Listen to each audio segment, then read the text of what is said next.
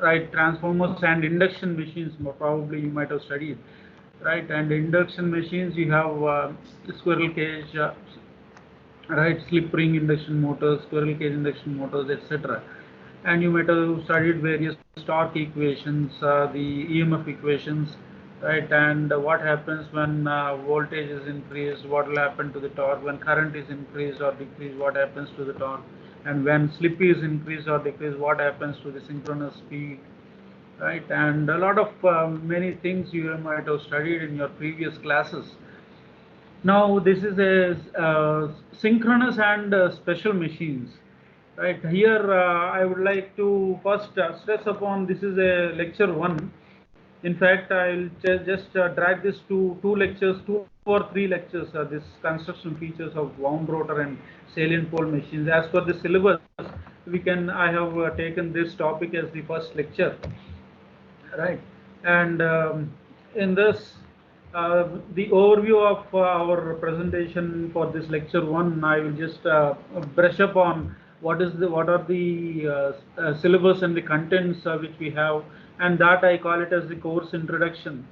Then we will also tend to see what are the intended learning outcomes from this topic, not for the syllabus, but for the topic I will discuss today. And the types of synchronous machines, wound rotor, synchronous machine, salient pole, synchronous machine, right? And also what are the differences and similarities between these two, and the definition of an alternator and construction features of synchronous, etc. Still, there are many more to come because I told this is only a first lecture that I would like to dwell upon. But initially, for today's lecture, I will not go much deep into the subject.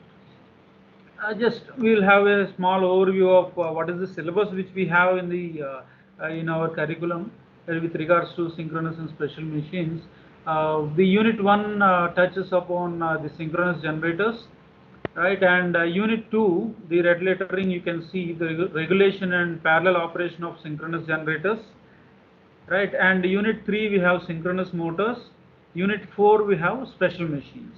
So this I will call this as it is this syllabus is divided into 3 parts: synchronous generators, synchronous motors, and special machines.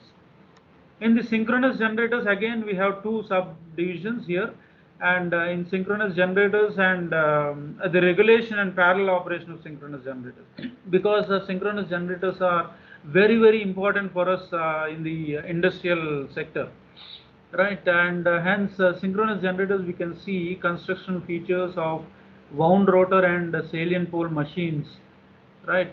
These are the two different types of synchronous machines which we have: wound rotor type and salient pole type. These are the constructional features we'll see in detail. The armature windings, which you have already discussed, you know what is an armature and what are the windings and all. The terminology is not new to you. The integral slot and the fractional slot windings, probably these might be bit new to you, but you might have already been studied in the DC motors and the DC generators itself. These things, if you go dwell deep into the subject, you will be studying this integral and fractional slot windings, then distributed and concentrated windings, the distribution, pitch factor, distribution factor, winding factor, etc.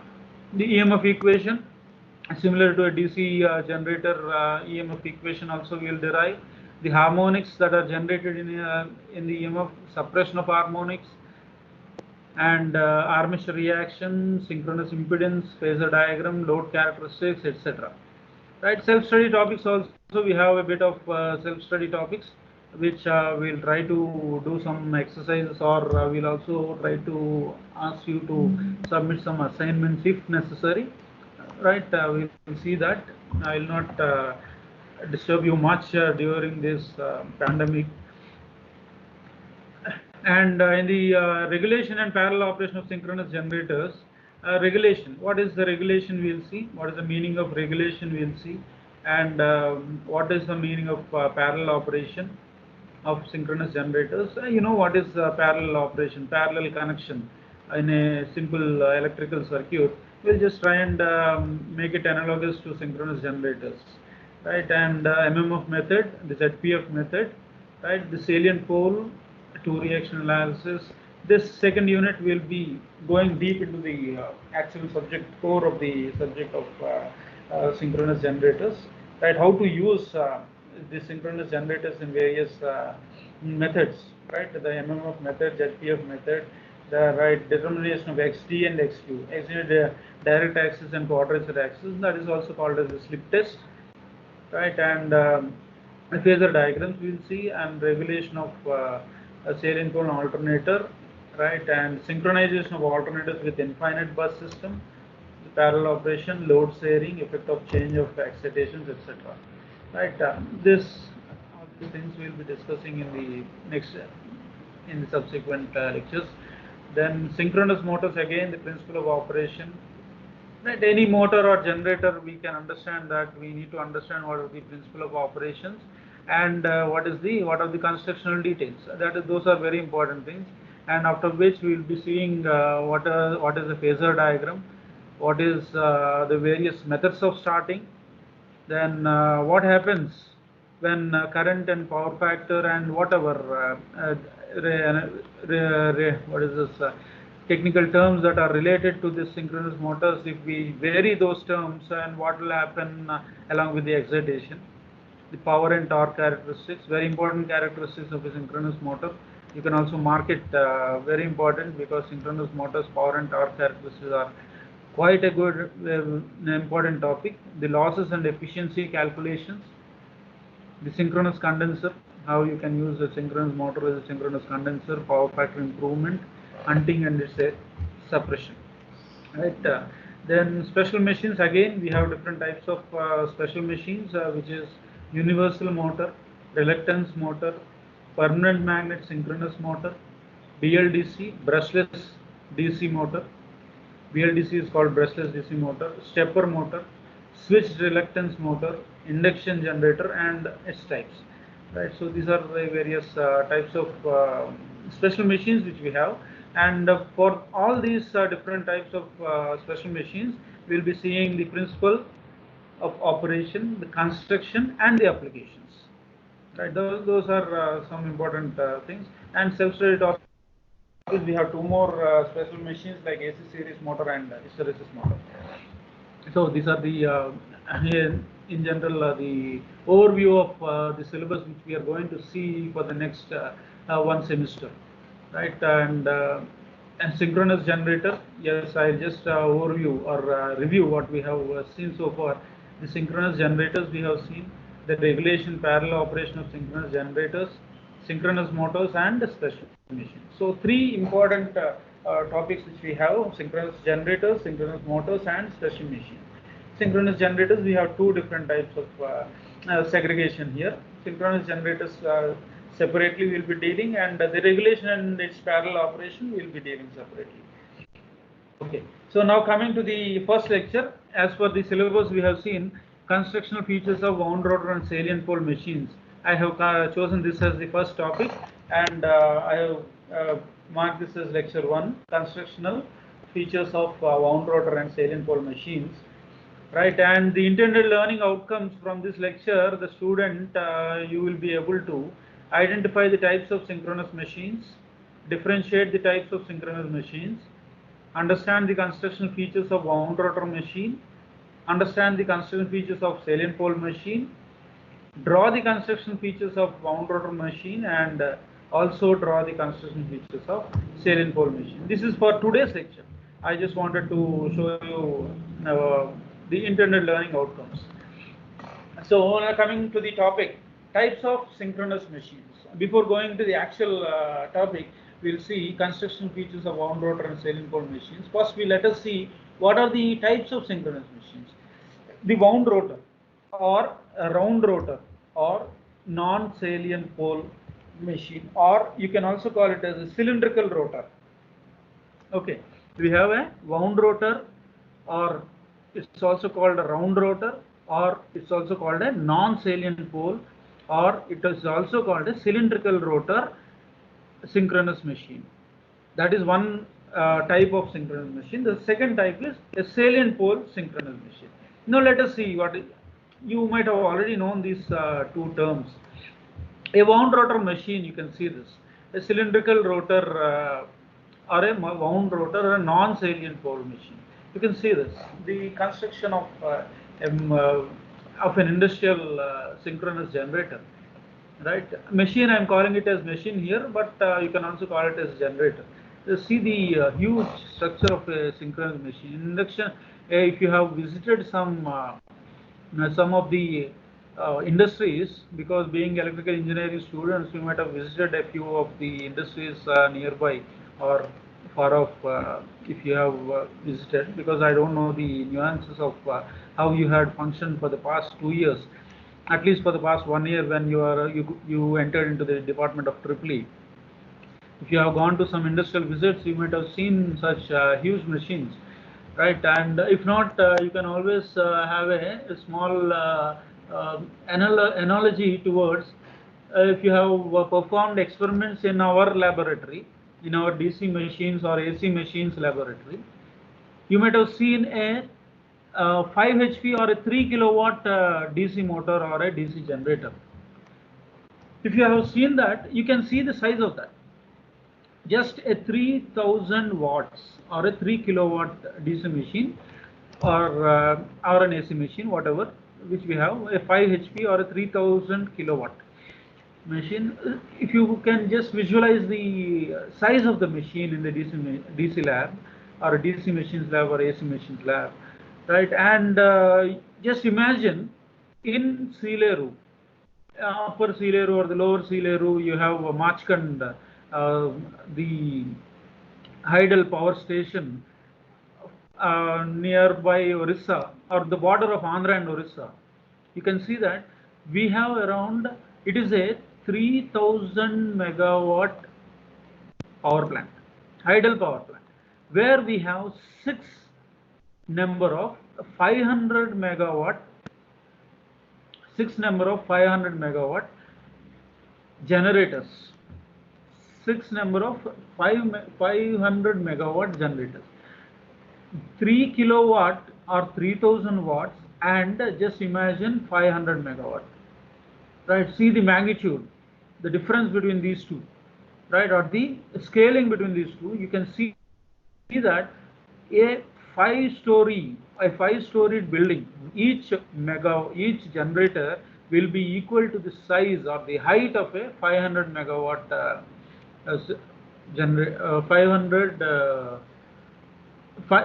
5 floors, 5-storied building. One 500 megawatt generator is equal to the size of a 5-storied building.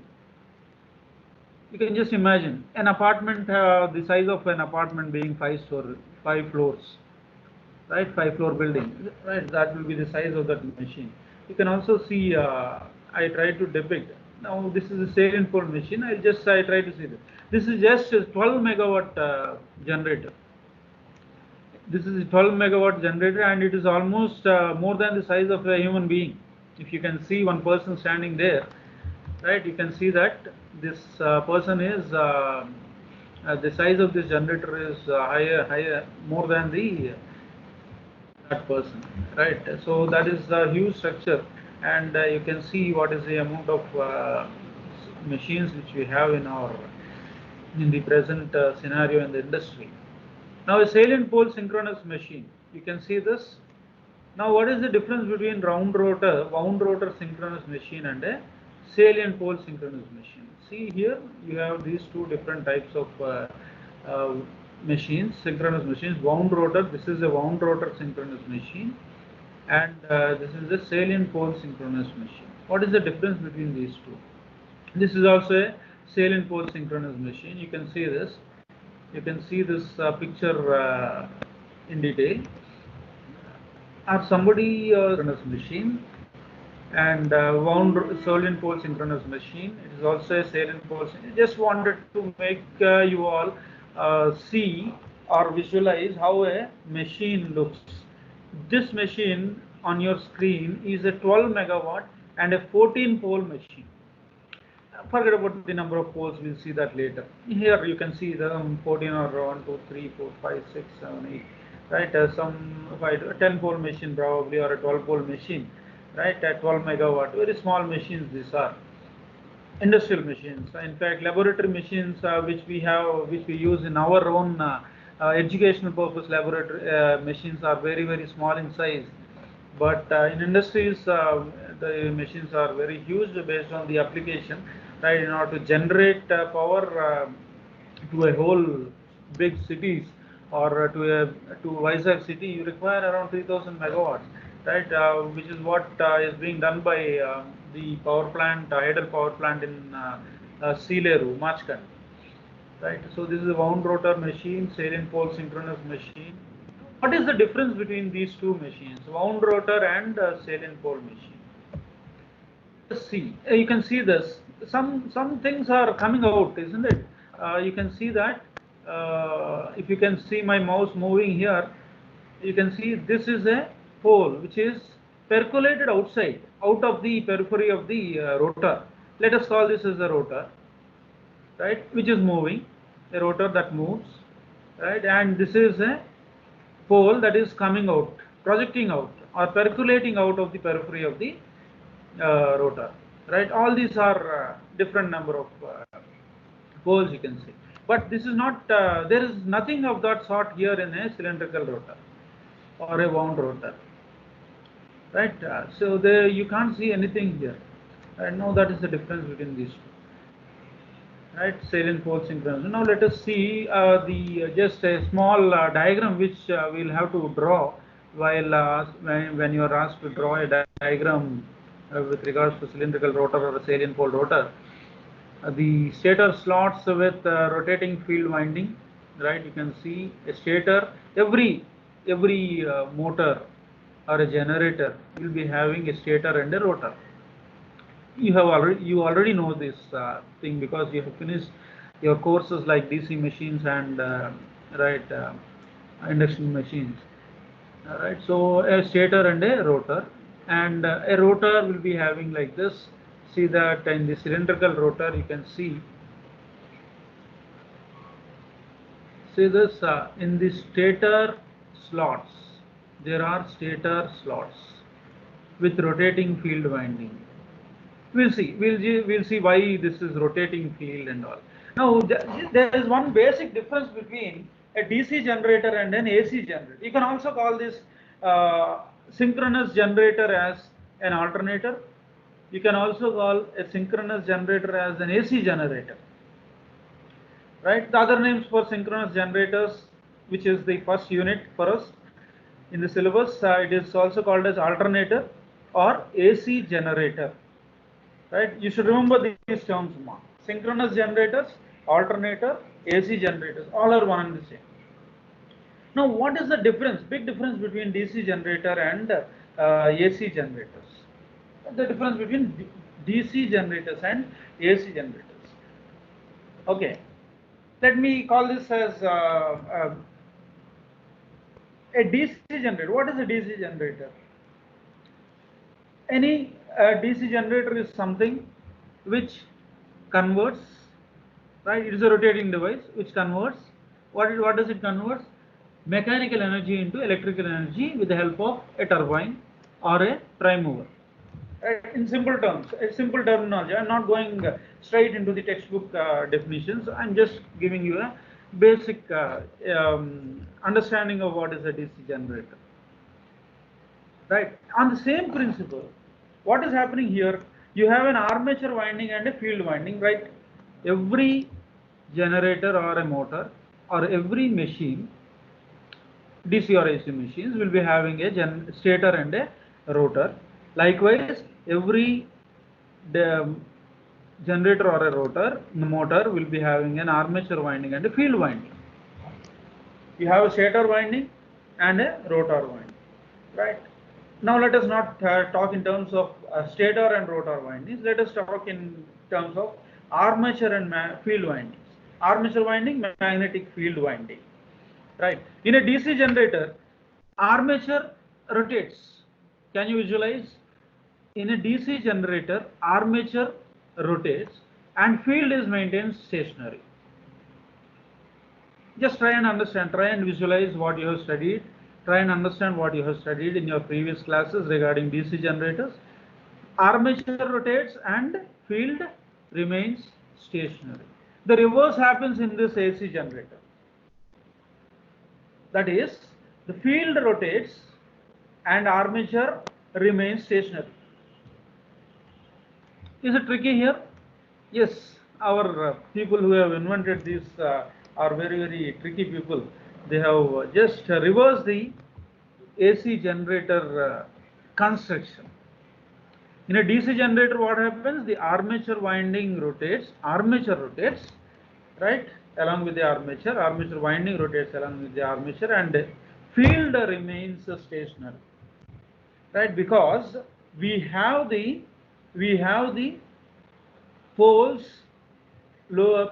which are connected to the periphery of the inner periphery of the stator in a DC generator, right. That is why stator and the poles that are connected to the stator in a DC generator are stationary, and the armature winding which is wound around the slots of the on the periphery of the armature in a DC generator rotates. So that is what is a this is how a DC generator works, right. What happens?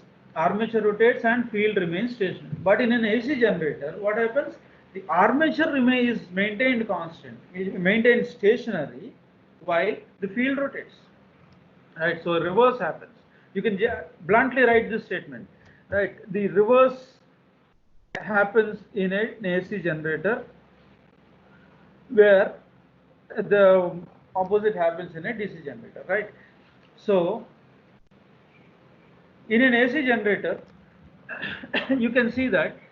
See here, if you are seeing the cylindrical rotor and a salient pole rotor, you can see this.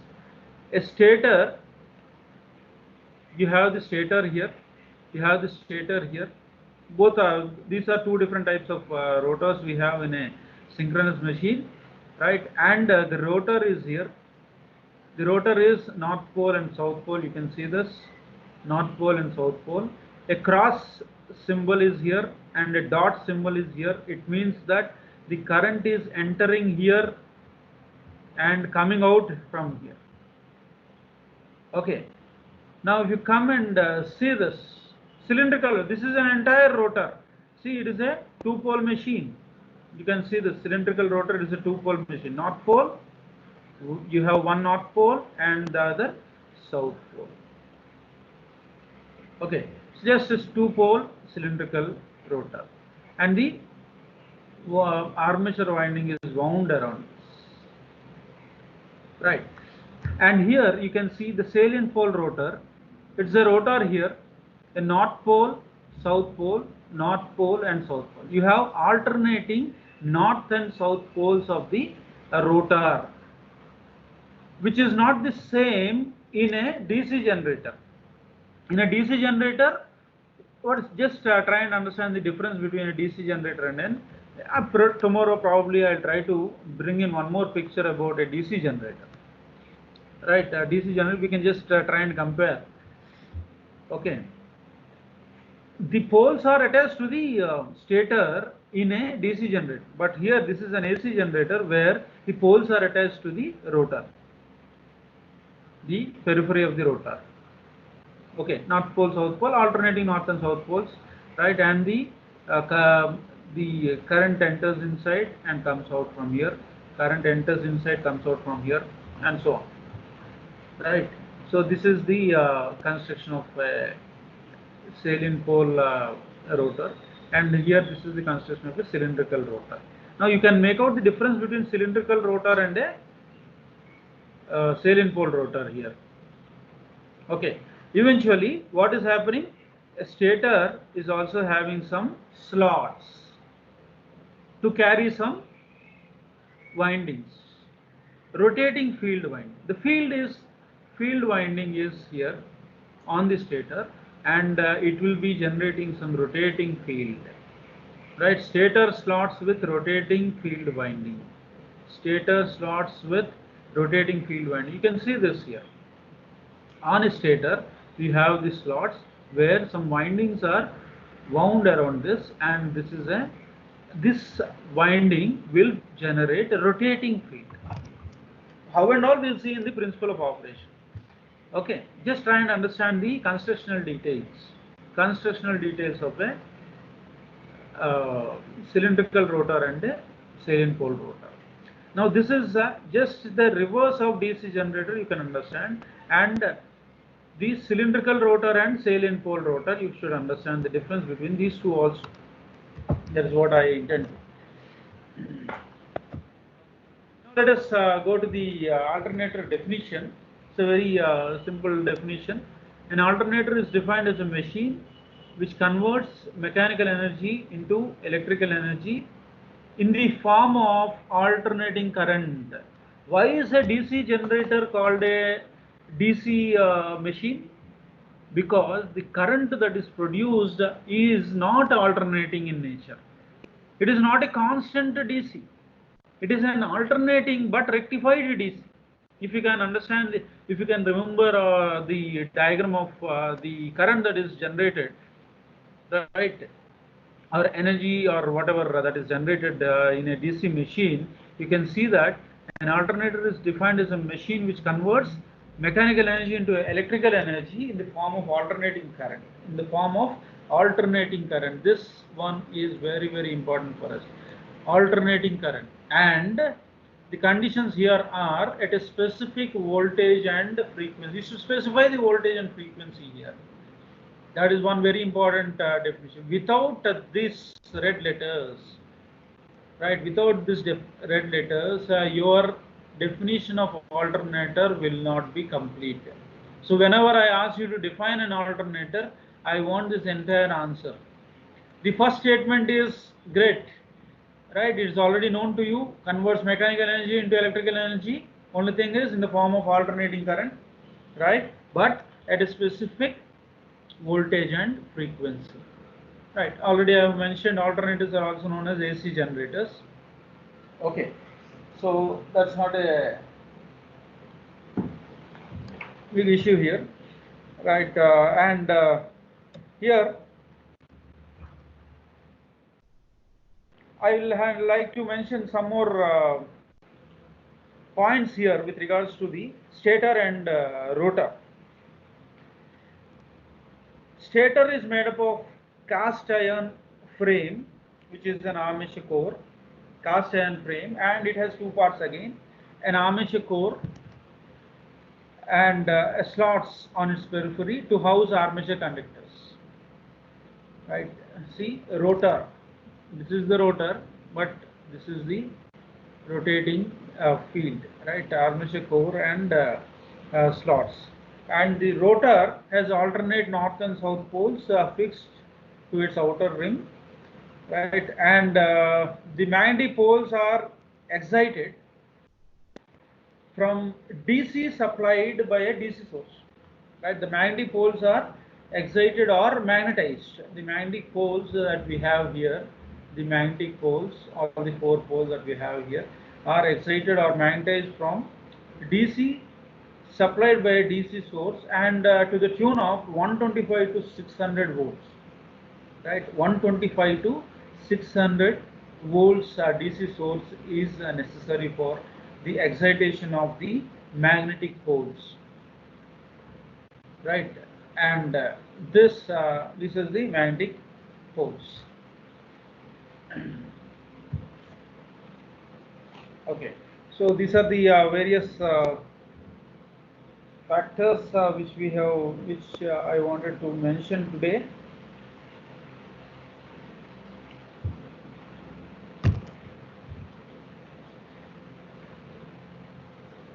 Now I have already mentioned what is a stationary armature, right? Stationary armature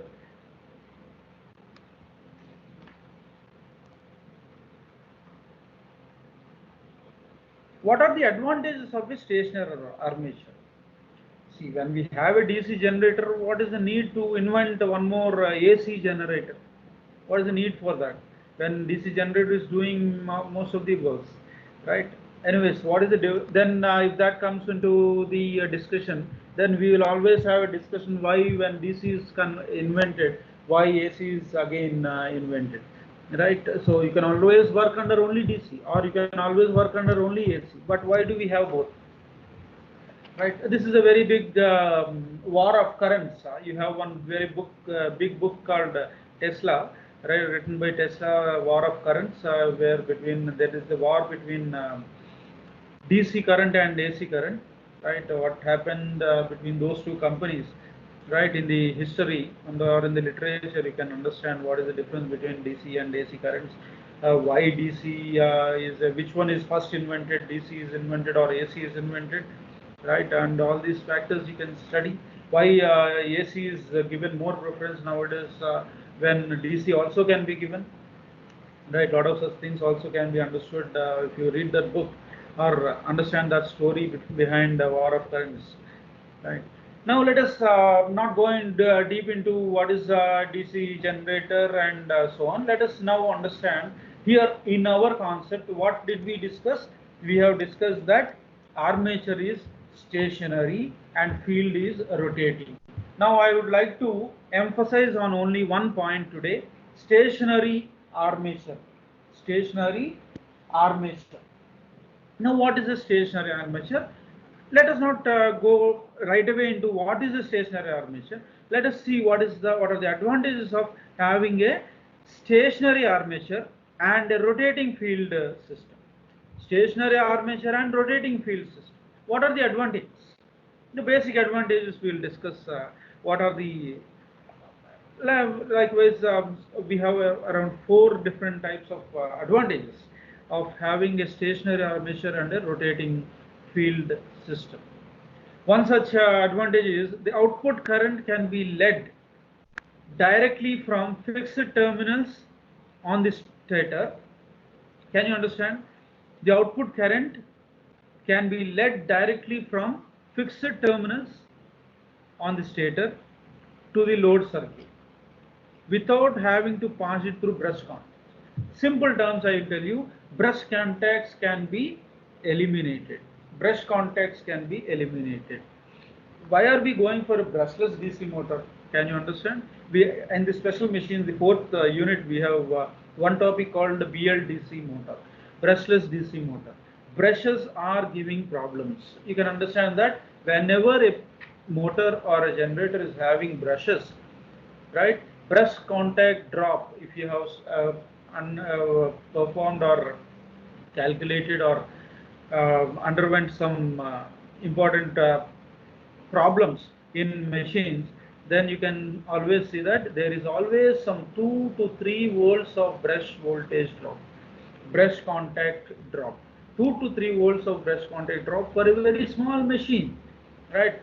Understand about just think about very big machines around very big voltages, considerable amount of voltage drop can be eliminated when you are going for this type of a stationary armature system or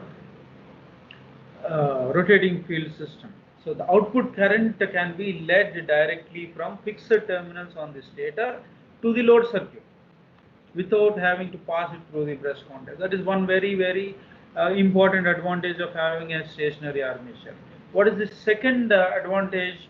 It is easier to insulate stationary armature winding for high AC voltages, which may have as high a value of 30 kilovolt or more.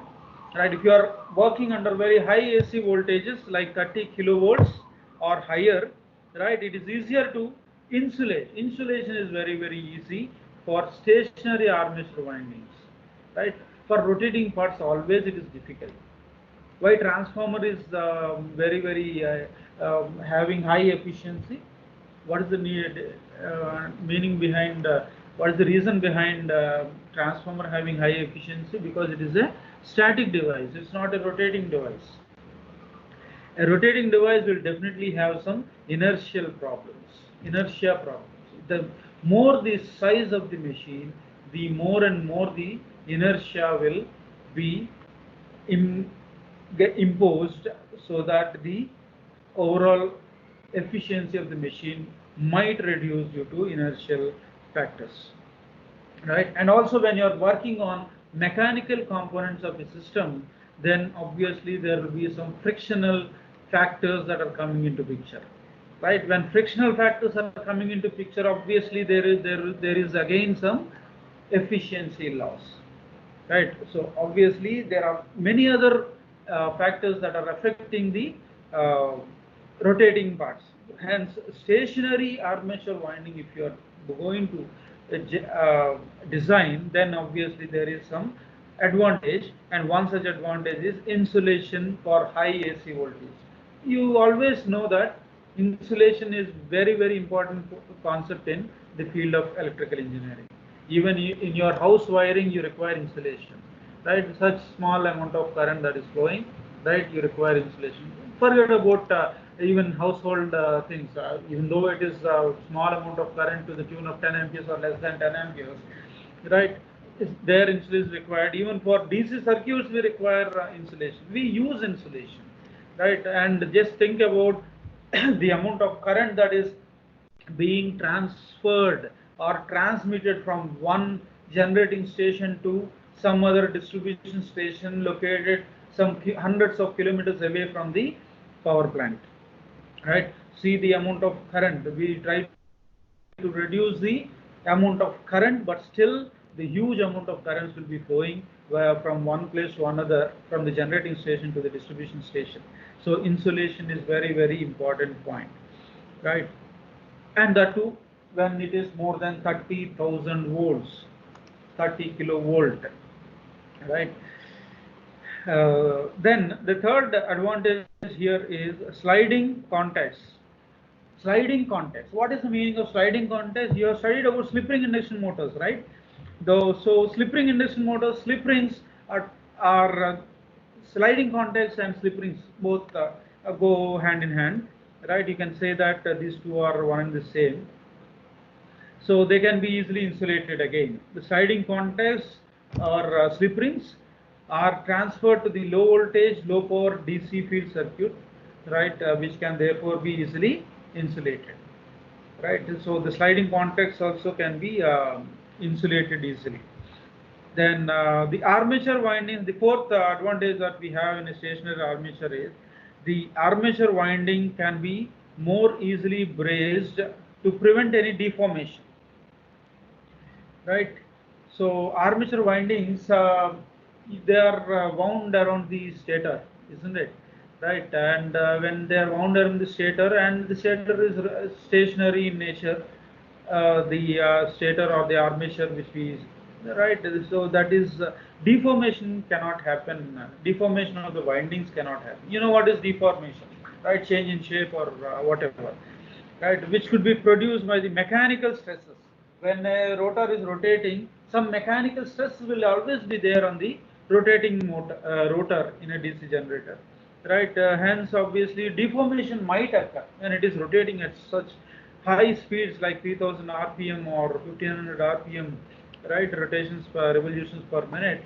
Then obviously there will be some deformation in the armature winding. So these are all these advantages are all mechanical type of advantages which we are seeing, right? Only one which we can see is the output current can be led directly from the fixed terminals to the on the stator to the load circuit, right? That is without without having to pass it through brush contacts.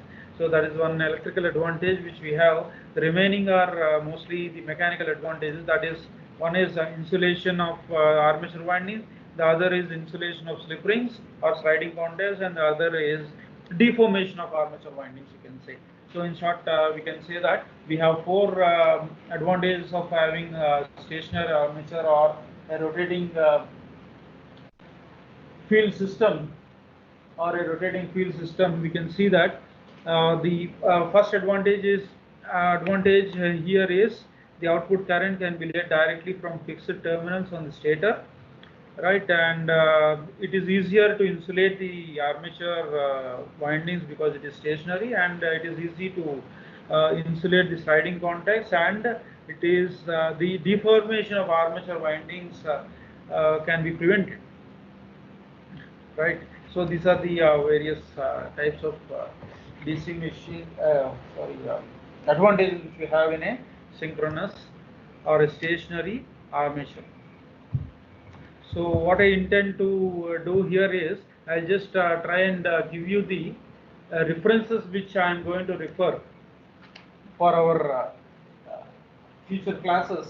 Here one is P.S. Bimra Electrical Machines, right? Electrical Machines written by P.S. Bimra, very important book, Kanna Publishers, 7th edition, 2003. Or even if you have new editions or newer prints, right, years, then you can also always go to this book. And P.S. Bimra is one important book which I will go and refer, right, and I will also try to prepare questions and for the mid exams and so on for from P.S. Bimra. Then I.J. Nagrath and D.P. Kothari from that is a book on electrical machines by from Tata McGraw-Hill Publishers. Then A. Fitzgerald, Kinsley and Umans, Electrical Machinery, again McGraw-Hill book. Right, the editions and all, you can take care of those things. So newer editions will always be helpful because it will be always be updated. And Electrical Machinery Fundamentals, Stephen G. Chapman, whichever, right? P.S. Bimra, and this book is P.S. Bimra is one very important book which we try to follow since our college days. So hope